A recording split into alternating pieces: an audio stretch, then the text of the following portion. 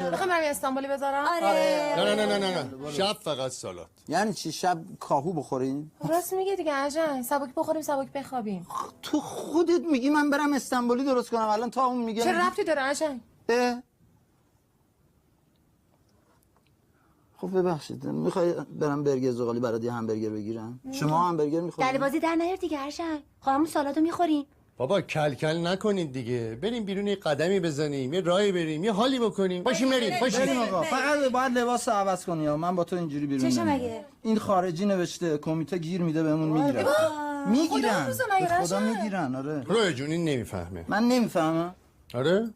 وقتی یه نفر پاسپورت خارجی داره، دولت و ارتش اون کشور مثل کوه پشتشه. میدونی اگه منو بگیرن به ایران حمله نظامی میشه؟ بله.